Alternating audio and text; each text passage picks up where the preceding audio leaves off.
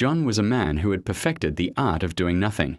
Every morning, the alarm would ring, but he would roll over, mumbling excuses about being tired. Bills stack high on the kitchen counter, but John never touched them. "Grace will handle it," he'd say, his voice calm, almost proud.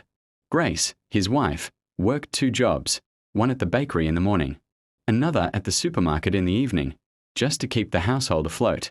Their children, Amina, 14, and Leo, 10, had long stopped expecting their father to help them. Amina had to teach Leo his homework, tie his shoes, and comfort him when he scraped his knees.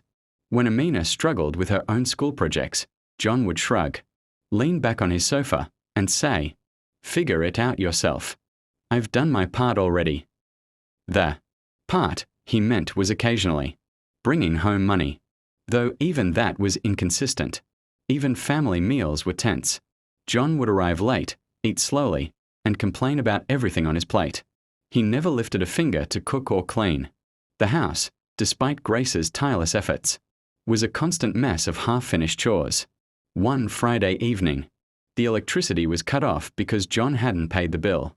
Grace came home exhausted, groceries in hand, to find her children doing homework by candlelight. "John," she shouted, frustration boiling over. But John laughed it off. "It's just lights. You're making a mountain out of a molehill," he said, sinking into his favorite chair. That night, Amina lay awake beside Leo, watching the flickering shadows on the wall. She whispered, "I wish Dad would care. Just a little." Leo shook his head. "He doesn't care," he said quietly. And in that moment, Amina realized she couldn't rely on him. Months passed. John remained the same, lazy, indifferent, and careless, but his children began to change. Amina worked harder at school, determined to secure a future where she would never depend on someone like him. Leo, though younger, learned to be self-sufficient, helping his sister, and even cooking simple meals for himself. John never noticed the growing distance. By the time he realized, it was too late.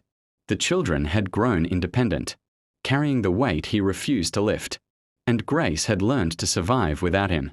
The house remained physically the same, but emotionally, it had changed. John had become a shadow in his own home, irrelevant to the lives of the family he had neglected. And for the first time, John felt a quiet emptiness, a hollow echo of a family that no longer needed